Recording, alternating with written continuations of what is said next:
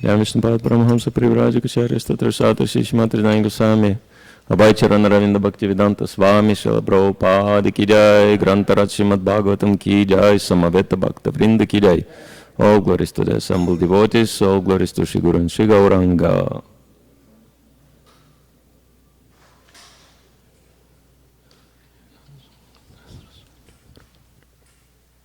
Om Agyantimirandasya Gyananjana Shalakaya Chakshuran Militam Yana Tasmai Shri Gurave Namaha Shri Chaitanya Manobhishtam Stapitam Yana Bhutale Swayam Rupa Kadamayam Dadati Sva Parantikam Vanshakapatarubhyascha Kripa Sindhu Bevacha Patitanam Pavanepyo Vaishnavepyo Namo Namaha Namo Vishnu Padaya Krishna Prishtaya Bhutane Srimati Bhakti Vedanta Swami Niti Namine Namaste Saraswati Devi Gauravani Pracharine Nirvishesha Shunyavadi Paschatya Deshatarine Shri Krishna Chaitanya Prabhu Nityananda Shri Advaita Gadadhar Shivasadi Gaur Bhakta Vrinda Hare Krishna Krishna Krishna Hare Hare Hare Rama, Rama Rama, Hare Hare, Bhatai Mahatprema, Puravi Bhurnirma Akshati Yadamusha Purusha, Muktaganan Sudasha Sadasat Makailan Krishista Magavan, Bachamsi Me. Hare Krishna. So this morning, with the blessings of all the Vaishnavas, we continue reading from the 10th canto of Srimad Bhagavatam, chapter 3, the birth of Lord Krishna, text 30. Om Namo Bhagavate Vasudevaya.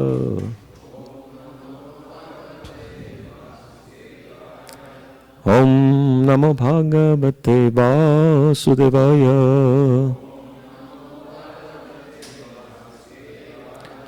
Om Namo Bhagavate Vasudevaya.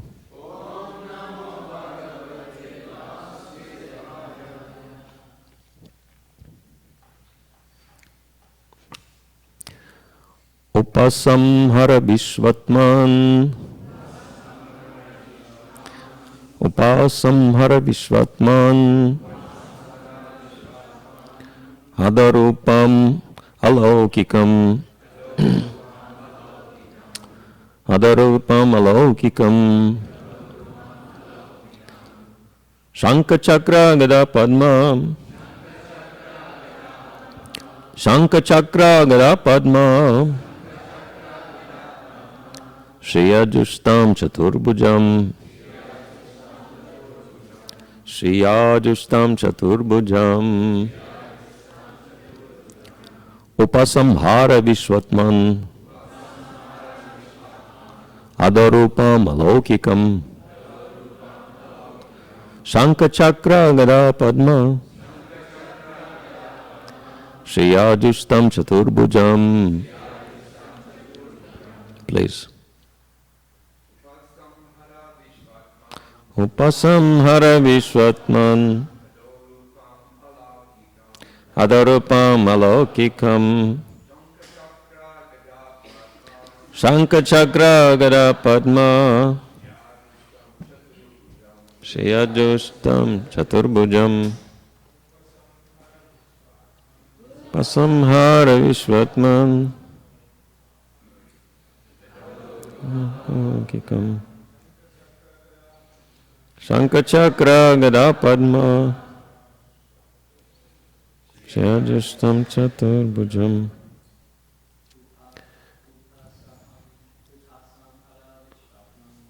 Samhara Vishvatma. Adarupam Alaukikam. Shankachakra Gada Padma. Shriyajustam Chaturbhujam. Ladies, please.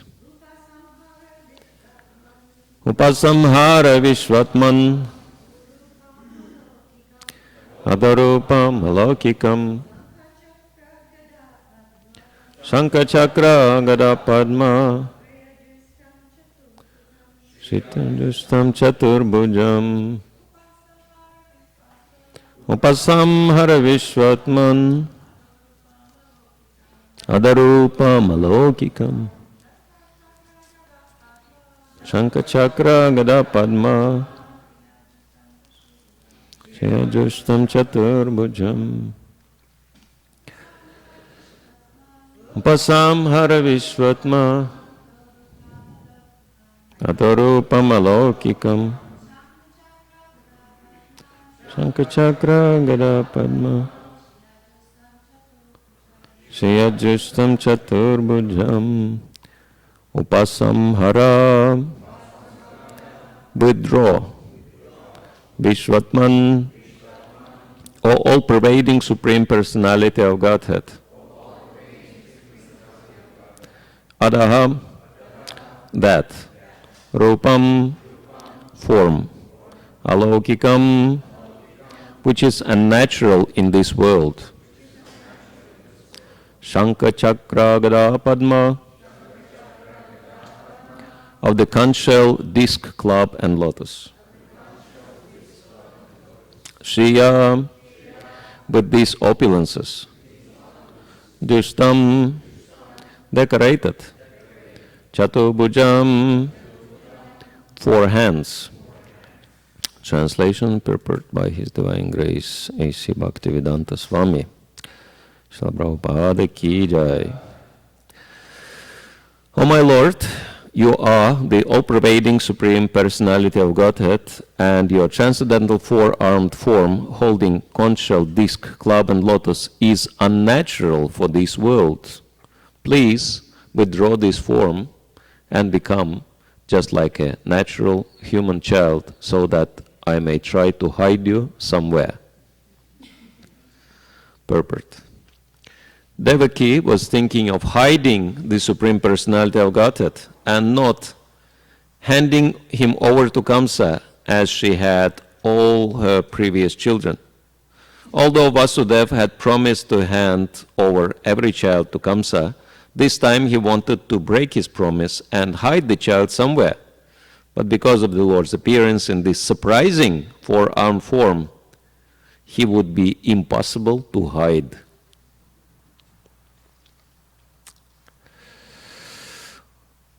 Upasamhara Vishwatman Adorupam Alokikam Shankha Chakra Gada Padma Shriyajustam Chaturbhujam.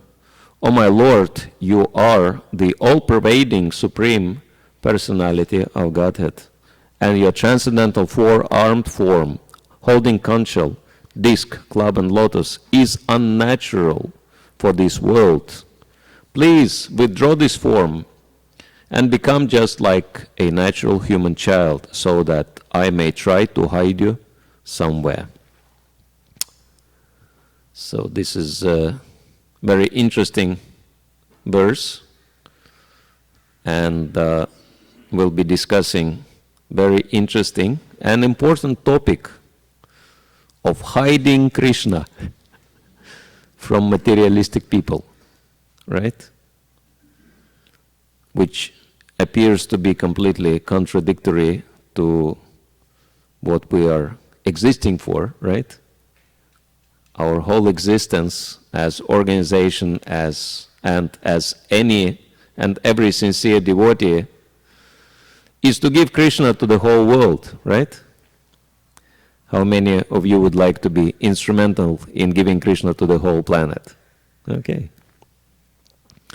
But here we're discussing an opposite subject matter, which is hiding Krishna. And of course, in the beginning, it's good to contemplate on Devaki's purpose behind hiding Krishna. And first question which naturally arises is that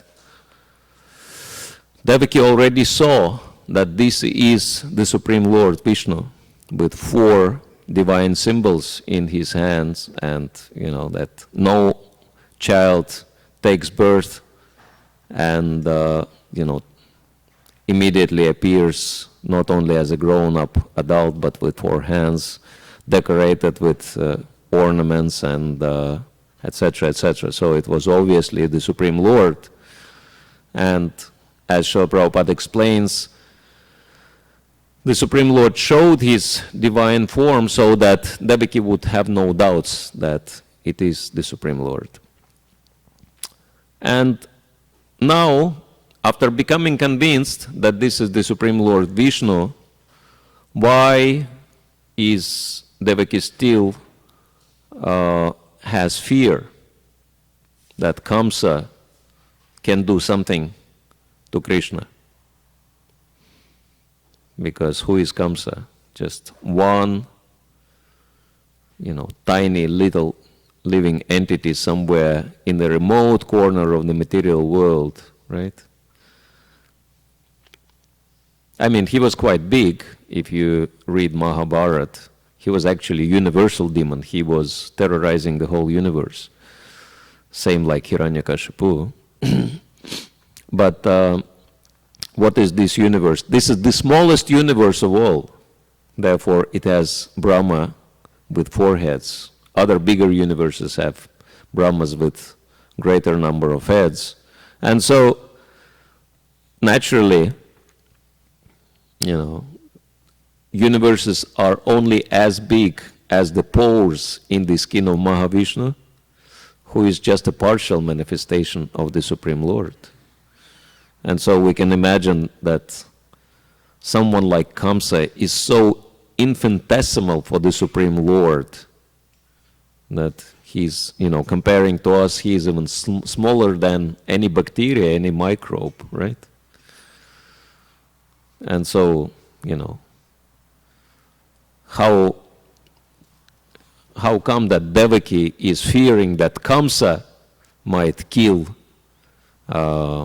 Krishna?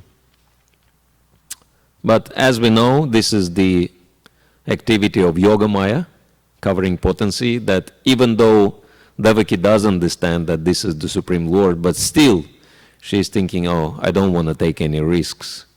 Still, Kamsa might try to kill Krishna, and so I want to hide him.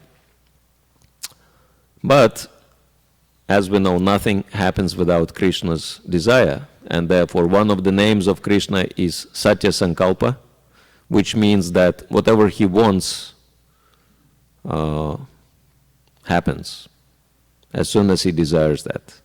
And so we can understand that actually he desired that. He desired to change his form, and that's why indirectly through the Yoga Maya potency he is encouraging Devaki to request him to transform himself into the child who looks like natural for this world with 2 hands, etc. Looks like a human being because, you wouldn't see human beings with 4 hands. That's not natural. So she wanted something alaukika, something more fitting for this world so that she would be able to hide Krishna. And it is happening by Krishna's desire. Why? Because he wants to interact with everyone in a free fashion. Because if he looks like a human being, others would not have fear. Can you imagine someone walking with 4 hands, holding club, plus it is blood-stained club from the blood of so many demons killed, and with the chakra, and with conch and lotus? Would you be able to freely come and ask that person, hi, how are you? What's your name, etc.? You would rather, walk around that person, make sure that you don't come too close, too near. But Krishna wanted an interaction. This is why he came. He wanted interaction not only with Devaki and Vasudeva, but with everybody. And we can see that the display of this majestic, or not majestic, divine form with 4 hands actually impedes even very close devotees of Krishna, such as Arjuna, from freely interacting with him, right? As we know from the chapter, the universal form, chapter 11 of Bhagavad Gita. And so we can understand that this is Krishna's plan. He comes to this world to freely interact with everybody, including Kamsa. If Kamsa would see the divine power of the Supreme Lord, it's quite possible that he wouldn't dare to try and kill him, right? Because it's too obvious that the Supreme Lord is, all-powerful. But Krishna wanted to hide that greatness for the sake of sweetness and for the sake of benefiting everyone, including Kamsa, because even Kamsa, when he was killed, he attained liberation. So Krishna is all merciful, even to the demons. And therefore, every time Krishna comes, he is, toning down his greatness in order to interact freely with those who live in this material world. And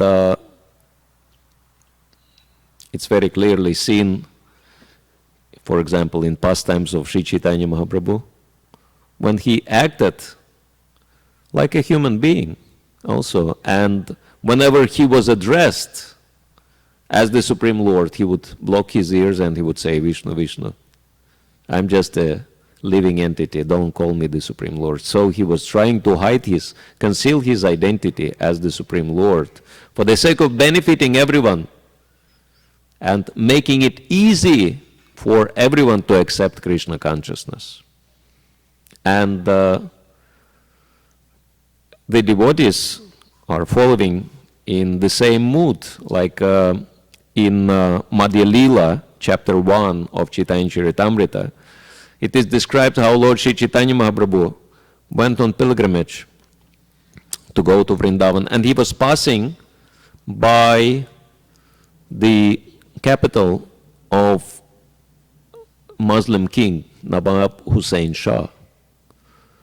And Sri Chaitanya Mahaprabhu was very popular because he is Krishna and he is very attractive, and it's described that wherever he walked, that everyone, like huge crowds were rushing behind him, and everyone wanted to have some dust from his feet. So wherever his feet stepped, everyone wanted a pinch of earth from that place. And consequently, there were so many people taking pinches of earth that, the place where he put his lotus foot would turn into like very deep hole. So the whole road was covered with very deep holes because there were like so many people who wanted his mercy. And so he was, surrounded by huge crowds of people. And when Nawab Hussain Shah, he saw that, he said, this is not an ordinary sannyasi. This must be Supreme Personality of Godhead himself. Otherwise, why he attracts everybody so much? And then he asked his assistant, whose name was Keshava Chatri, what do you think? Is this Supreme Personality of Godhead himself, this sannyasi? And Keshava Chatri, being Vaishnava, devotee of Lord Chaitanya, and knowing very well the identity of Sri Gauranga Mahaprabhu, he told the king, don't worry, it's just an ordinary mendicant. All this excitement about him is vastly exaggerated. He is nothing special. It's just rumors, people just made it up, these rumors. And Srila Prabhupada explains that Keshava Chatri was acting in this diplomatic way because he was afraid that the Muslim king might become enemy of the Supreme Lord. And so he described Sri Chaitanya Mahaprabhu as an ordinary personality. And so we can understand that this is very traditional for our sampradaya, hiding Krishna for the sake of giving Krishna to the whole world. And this is very interesting. One very well-known Prabhupada disciple, Abhiram Prabhu, we've spoken to him about few subject matters, and he just related to his experience in, his youth, learning martial arts. He's very expert in martial arts, and he said one very interesting principle I learned from martial arts is that slow is fast. that if you want to go fast, go slow. Because if you go slow, you make no mistakes. Like that. And so this is our philosophy actually, Achintya Beda Beda Tattva. And this is very important principle for us to understand, that if we want to give Krishna to the whole world, we need to learn to hide Krishna from the world. This, of course, is very surprising, but all our acharyas have done that. I remember when Swavas Prabhu was reading Bhakti Siddhanta Vaibhav, and he came across the passage where it was described how Srila Bhakti Siddhanta Saraswati, in order to attract vast numbers of people to Krishna, he arranged a huge festival wherein, you know, there were like karmi musicians, jugglers, you know, different types of entertainers, you know, exhibits of achievements of modern science and technology at that time. And, you know, everybody was there. Everything which could attract people. Even there was the display of different, you know, Apasampradaya gurus and acharyas, whoever could attract people. So he made this whole big show, which costed a lot of money, I suppose, just to attract vast numbers of people, and right in the middle there was kirtan and prasadam distribution and preaching Krishna consciousness. And I remember when Swavas Prabhu read it, he was very excited. He was saying, "Oh, this is very smart. How our acharyas, you know, like great acharyas and very strict ones like Bhaktisiddhanta Saraswati, they were always thinking of new ways how to introduce people to Krishna consciousness." And we know that Srila Prabhupada was ready to do anything and everything to introduce vast numbers of people to Krishna. You know, there is a kind of argument or tension in our society whether we should preach directly or indirectly. And sometimes the supporters of direct preaching, they, you know, kind of, what do you call it? Yeah, criticize those who introduce indirect preaching ways. And, you know, my spiritual master falls into that category because he is introducing Krishna consciousness through festivals, etc. And he has other indirect methods of introducing Krishna to people. And when he was mentioning that, you know, he's quite heavily criticized for indirect preaching, he said, these people who criticize, they criticize only because they have no idea of Srila Prabhupada's mentality, Srila Prabhupada's mindset. That Srila Prabhupada was ready to do anything to introduce as many people as possible to Krishna. And one example he gave is related to Russia, that Srila Prabhupada, when he was thinking how to introduce Krishna to Russia, and he was saying, well, Russia is communist country. And so communist means they reject God. And so if we introduce Krishna, because it's known that in India this is the name for God, right? They will not accept. So what we should do, what should be our strategy, is to introduce Krishna book to Russia, but completely remove Krishna's name. That Krishna book would have no Krishna's name, but all the pastimes will be there.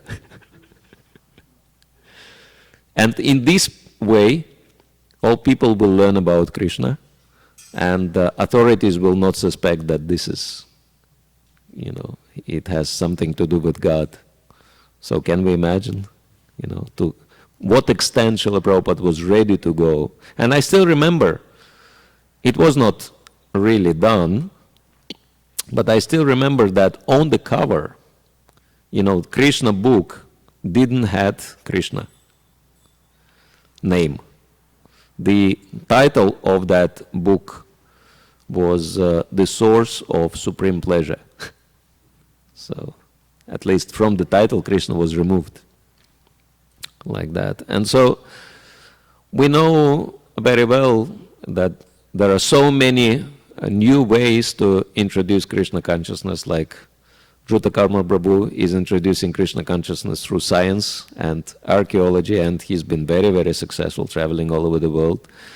So this is how Krishna is giving his devotees intelligence, how to introduce him in new way which is attractive for people. And I know that many devotees are wondering what is the secret of the growth of Russian yatra, because there are so many Russian people joining in the country, and it's an open secret. I can tell you that people don't join the movement in the past probably couple of decades so much through book distribution or harinams or other direct preaching methods. Somehow the times have changed. We are living in the 21st century and people think differently. But in Russia, 90+% of people joining the movement, and they join in great numbers, just because devotees are introducing self-help courses on different subjects. For example, one devotee who is the most successful, he's teaching self-help courses on healthy lifestyle and positive relationships, especially family relationships, all these things. The other devotee is teaching astrology, and quite a big number of devotees, they teach psychology, applied psychology, and they even came together as a group, and they call themselves Psychology 3000, meaning that we live in the third, millennia, and so this is the new beginning for people. And there are so many people joining the movement just because of that, because they've been given something very practical and helpful to change their lives, to help them to shift from the modes of passion and ignorance into the mode of goodness. And from the mode of goodness, as we know, there is only one step to spiritual practices. And so it's just an interesting, example. Actually, I know that Vijay Prabhu, our minister of book distribution, he had interesting experience in Russia that, he was, naturally his, mission is to encourage devotees to do book distribution. And the point he was trying to make, look how many people, practically everybody joins through book distribution. And then there were many Russian devotees sitting there, and he asked them, so please raise your hands. How many of you joined because you received Srila Prabhupada's book? And he expected majority of devotees to raise their hands. And he was very surprised to see that, very few people raised their hands. And he was like, wow, how did you join the movement then? And their answer was, through lectures and courses. And only later, through lectures, recordings of lectures and attending courses. And only later they received Prabhupada's books. And so, I mean, it does not necessarily mean to copy exactly what's happening in the other country, because every country is different. And so interest of people is also different in different countries. But it's definite fact that self-help courses are very popular. Just for the sake of an interest, I attended one such course, and I just went there because I had an opportunity to attend it for free, and I wanted to learn how they present, things there. And of course, it was very professionally done, American style. Organized in American style, but the entire course, they were teaching different and interesting practical techniques, psychological techniques, but at the end, they were saying, now we will reveal you the greatest secret of life. Get ready. And everyone was excited. What is the great secret of life? And then they said, because, this course is based on Buddhist philosophy. And they said the greatest secret of life, luckily you are sitting, otherwise you would faint upon hearing this. The greatest secret of life is that life is empty and meaningless. And everyone was like, whoa, what a letdown. And they were saying, but if you realize that life is empty and meaningless, then you can fill it with the meaning you want to ascribe to it. Like that. Anyway, and I was thinking, upon hearing that, I was thinking, these people are amazing. Because empty and meaningless means they are selling people empty package, right? There is nothing inside. And they make people, for something empty and meaningless, they make people pay hundreds of dollars, right? And now, what we have is not nothing, is not even something, it is everything. We have Krishna, we have divine love, we have pure love of God. And how come that we are offering such a valuable product, or whatever, such a valuable gift, even free of charge, and people just passing by without taking any interest? So I was thinking it's really important for us to think very, very seriously about how do we repackage Krishna consciousness according to 21st century's demands to make people interested, because Prabhupada's desire is still there, which is very clearly expressed in the very first purpose of ISKCON, which is to systematically propagate spiritual knowledge to society at large and teach all people the techniques of spiritual life to check the imbalance of values and attain real unity and peace in the world.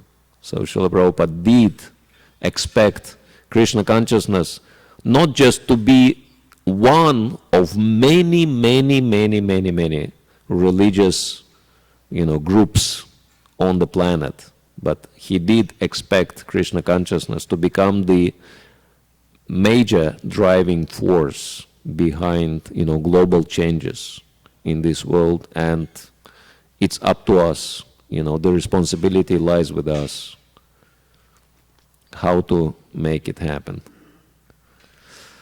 All right, so if there are any questions, comments, suggestions, complaints. Yes, Prabhu, microphone.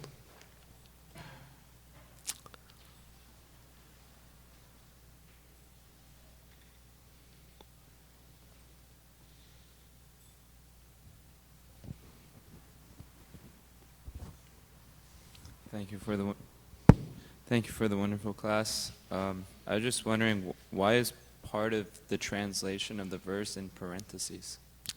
Oh, why part of the translation is in parentheses? Because it's not in the Sanskrit, but it's kind of explanation why Devaki requested Krishna to accept a human-like form. All right, Prabhu. Thank you for a very nice presentation, Maharaj. Thank you. What will require, I have something in mind personally, but I want to ask you, what will require to harmonize this wonderful way to spread Krishna consciousness? Direct and indirect preaching? Direct and indirect, to harmonize and not to create frictions and fighting. Yeah. And this is what makes our society not growing up. So I just want to hear from you. I have my personal answer, but can you please elaborate? Yeah, thank you, Prabhu. So yes, naturally, there should be no fighting in our movement. And, New Dwaraka community is really a wonderful example of that, because there are so many devotees and leaders. And somehow, it seems to be Californian spirit, peace and love. And so devotees, they wonderfully live together and serve Krishna together, and even though there are so many different devotees, but they respect, everyone's respecting everyone's service and ways how to spread Krishna consciousness. And really, we meditate on the same first purpose of ISKCON. We can understand that, it's not at all desirable, this discord in the Vaishnava community, because first of all, what it does, it breaks the faith of junior devotees. And they think, oh, if senior devotees cannot, get alone, if they cannot even overcome the quarrelsome, propensities, and they practice Krishna consciousness for so long, so what is my chance? I better don't even try, right? So it's very important to take into consideration. And of course, some devotees may be correct in their, estimation or in their strategy how to spread Krishna consciousness, and other devotees can be mistaken. But if someone is very determined to do something, then, one should be allowed to try. Like there was a very interesting example in the early Christian history when there was a first report submitted to the Roman emperor that we have this new religion appearing. It's called Christianity, and something should be done about it. And the emperor said, no, we're not going to bother doing anything, trying to stop them. Because if this is fake religion, it will just disappear on its own. We don't even have to try to stop it. But if it is genuine, if really God is behind it, we will not be able to stop it even if we try. So what's the use of trying to stop them? So let them, develop in their own way. So that's the, probably he was not a devotee, but at least he had common sense. He had some intelligence to understand these things. And devotees, they're expected to understand these things, that if something is genuine, it will succeed no matter how much others will oppose.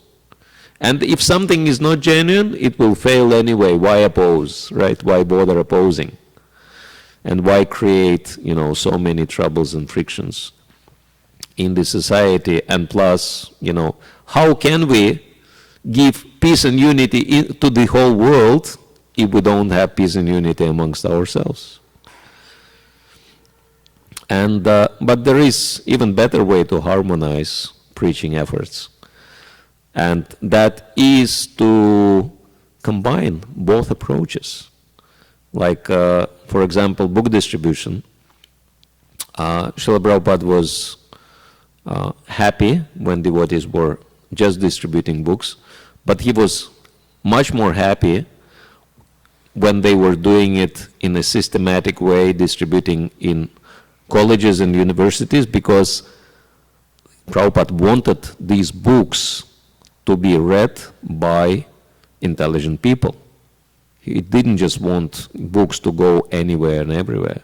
He wanted people to study these books, and naturally, students, teachers, professors are the best possible candidates to study Prabhupada's books, like that. So it's just, thinking about the quality of our preaching and as well as effectiveness of our strategies. And one devotee, quite well known, his name is Parthasarathi Prabhu. He's from South Africa, and he used to be in the American Army for a while. And he was loved by everybody, but at some point he said, I cannot stay with you. I have to retire from the army. And all his officers, all his superiors were saying, what's wrong? How did we offend you? Why are you leaving us? They became attached because, devotee is very attractive. And he said, well, I'm leaving you because you never took any care of my spiritual life. And they were saying, we're ready to do whatever you want. What do you mean? What do you need? He said, well, like my scriptures, I'm Hindu, and my scripture is Bhagavad Gita. And in the military library, you don't even have one copy of Bhagavad Gita. You never, try to take spiritual care of me, so I'm leaving. And they said, wait, we're gonna get you Bhagavad Gita, just stay with us. And he said, I'm not alone. There are so many Hindu soldiers in American army. And what about them? You should take care of them. So he made them to purchase 50,000 copies of Bhagavad Gita. So this is called, creativity used in Krishna consciousness.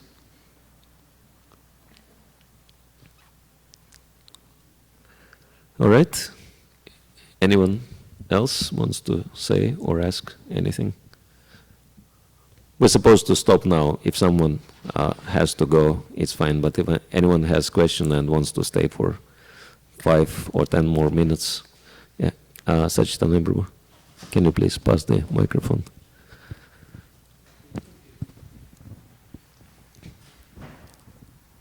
Thank you, Prabhu, for the wonderful class. Is there any plan for the Russian devotees to teach their method to the international community? Well, they could, but they've learned it from professional sources. And actually, America is the country which, introduced self-help, personal development courses to the whole world. And so we are sitting right at the source of it.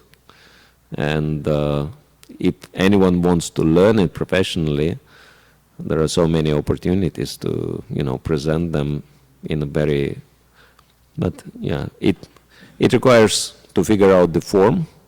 And actually, I don't believe that Russian approach would be effective in America, because in America it requires, kind of a show, something very impressive to catch people's attention. Someone has to be really dynamic and, impressive speaker to attract people. All right. Can you please pass the microphone? These are our guests from London. Very successful preachers. They're just visiting us for a few days. Thank you, Maharaj. Prabhu is deaf, so he's using sign language, and the other Prabhu is his translator. But they preach very successfully in deaf communities around the world. So that's also example of creativity in Krishna consciousness. Making all deaf people Krishna conscious. All right? Hare Krishna. Thank you, Maharaj.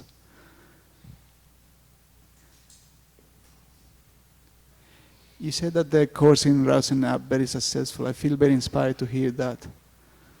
Can you please speak a little louder? Yes, okay. I'm hard of hearing. You say that the courses in Russia are very successful, and I feel really inspired hearing that. My question is the Russian government favorable with this kind of growing of Krishna consciousness in Russia?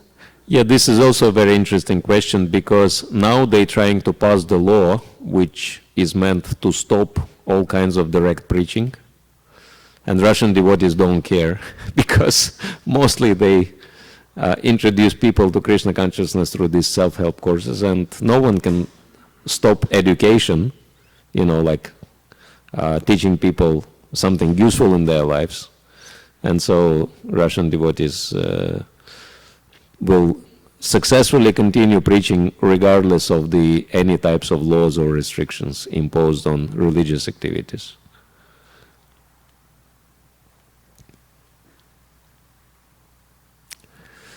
Could we pass microphone to the lady here?